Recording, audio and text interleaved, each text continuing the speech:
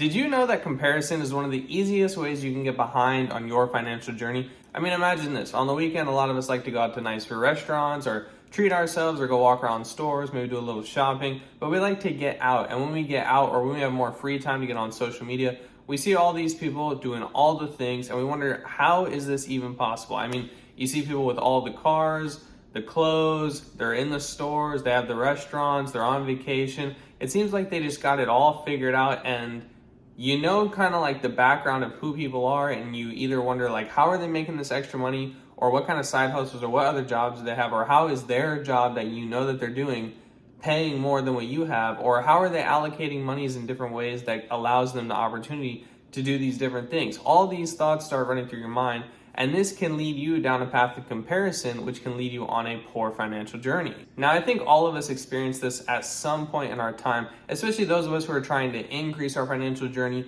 put ourselves on better paths, get more wealth, do more with our money, right? We're a little conscious of where our money's going. We usually have budgets and investments, and we're trying to make the best decisions of these things. Now, none of us are going to make the best decisions, but when we see other people doing so and so better or doing more of the things that we want to do, we want to tap into their minds a little bit and know what they're doing so we can kind of gauge our own plan against theirs. There are a couple things that this sort of comparison does.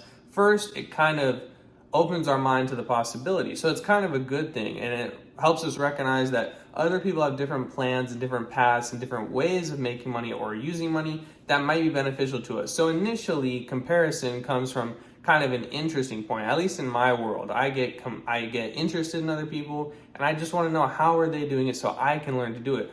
But then it always kind of evolves in this comparison to us thinking we're doing something wrong, which is probably not true. You see, a lot of us, especially people watching this video and people who watch videos on finance or crypto or investing in YouTube world, a lot of people like us already know how to budget. We know how to spend. We know how to put money in savings, and we know about high yield savings account. We know about the S&P 500. We know about indexes. We have jobs with good skills and good income. So it's not like we're doing anything wrong, but part of this comparison cycle leads us to believe it. This then can turn us into doing false financial things. I mean, as an avid stock investor myself or a crypto investor, my stocks are really always much easier for me to invest in because I only use broad index funds. I use S&P 500 matching funds for the most part. When my crypto comes in, I have a lot more mental barriers of comparison that I have to try and overcome and avoid. I wish crypto had like a broad index fund I could invest into and forget about, but because it doesn't, I'm susceptible to these comparisons. I see the coins I'm invested into, I see how I'm performing, and then I see other people performing much better on certain meme coins and other things like this. And you kind of get into this comparison cycle of, should I buy a little bit of that? Should I buy a little bit of this? Was my investment thesis wrong? Are my investments wrong? And it kind of makes you second guess what you thought was good in the first place. There are three things that this kind of thinking pattern does to our finances and does to us when we're trying to get financially ahead. So the first thing it does is it's going to give you false assumptions. The thing you have to know about these comparisons is that we don't know what's on the other side of the curtain of that person and their life and their purchases and their debt and their income and their investments. We don't know any of that. If I lived 100% off of the money that I made every year, my lifestyle would actually double. I only live off 50%. So we don't know what they're doing, if they're living off their 100%, if they're living off 120%, maybe taking a little bit of debt, or if they're living off like 75 or 20% of their income.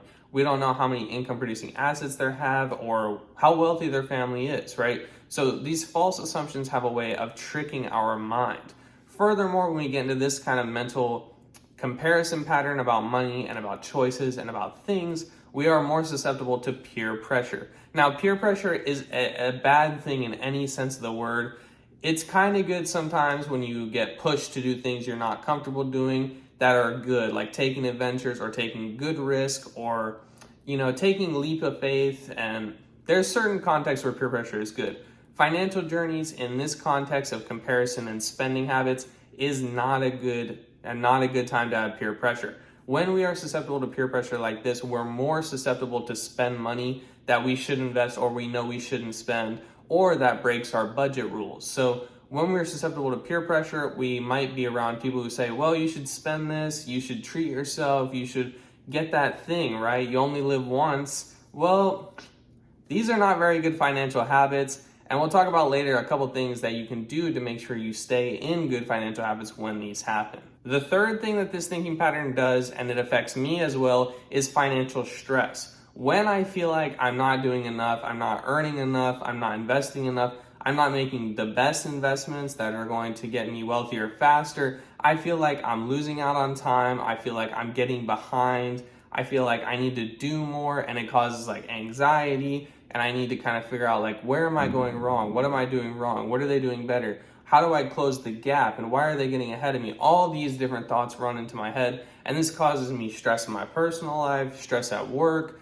I try and do more work, better work, or I try and do more in my side hustles and make more money, right? I start thinking of other ways to make money that are not directly correlated to this YouTube channel or to my work, and anything that is new is not necessarily better. The best way to make more money is to do more of the stuff I'm currently doing, or to do more of the stuff I'm currently doing, but better. Adding new is rarely the best thing to do, right? So I start thinking about all these crazy side hustles that just don't apply to me in my life. Now, if you're resonating with me on this video, do not worry, because you are not alone. A lot of us, in fact, every single person in the world is susceptible to this and experiences it at some point in time. I think that social media has a high impact on this happening to us, but don't worry, there are 3 other ways of thinking that we can avoid this comparison and stay dead straight on our financial journey. It doesn't matter if you make 50,000, 100,000, or multiple hundreds of thousands a year. All of these still apply to you, and all of the comparison negatives still have the ability to impact you.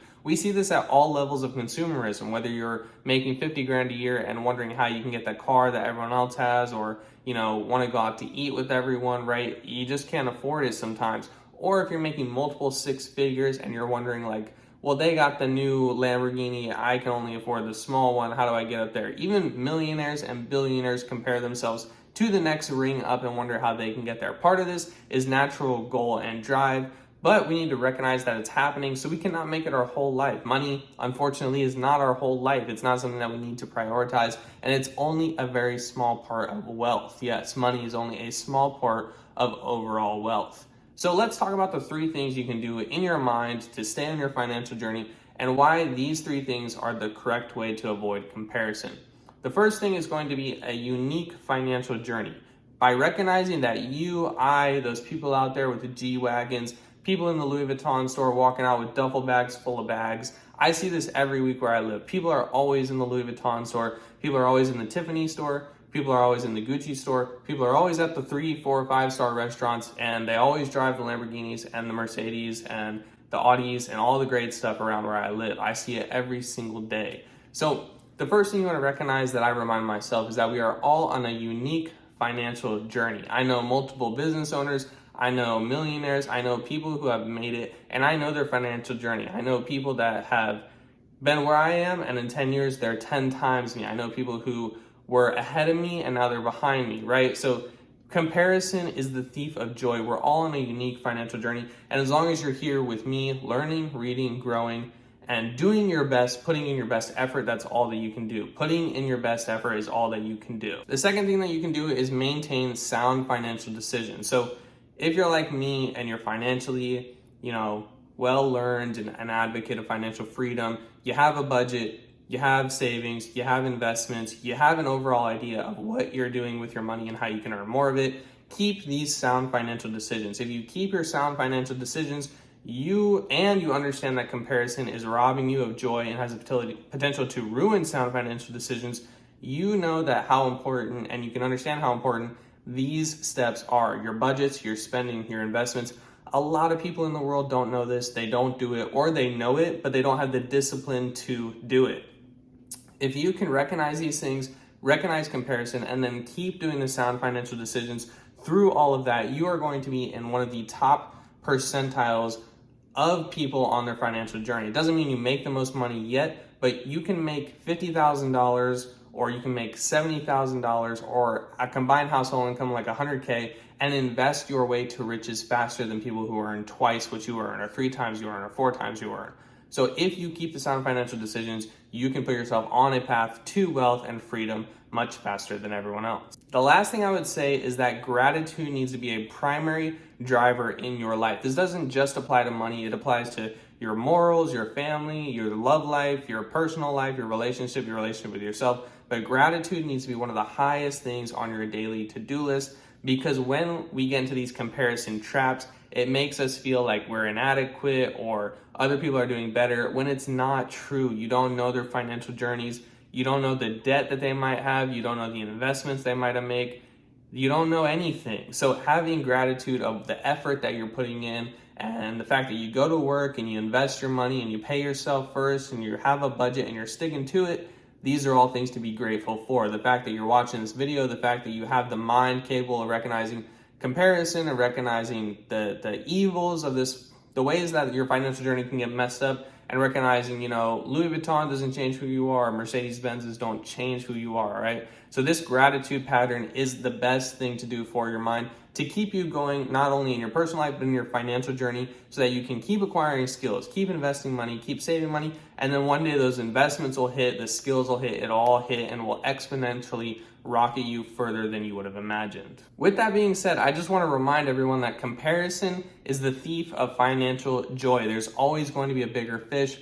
Even Jeff Bezos has someone bigger than him, right? So there's always a bigger fish. There's always someone with more cars, more money, more clothes, a bigger house, this and that. Let's not measure money as wealth. Wealth is the combination of a lot of things, and wealth is a very small part of it. But if you recognize that you're on your financial journey and you're putting in the effort, all you can do is put in the effort every day. If you're putting in the effort to go to work, to get a better job, to have more skills, to do your budget and your financial checklist, this is the best that you can do. And I think that you are doing great, because that's what I'm doing, and I think that I'm doing great, all right? Other than that, I hope that this video really resonates with you and you take some of it to mind and think on it a little bit, maybe come back to the video and see if it resonates with you a little more. Other than that, I hope you have a great financial journey and a great week. This is Monday, so hopefully we'll see you in the next video and you have a great week.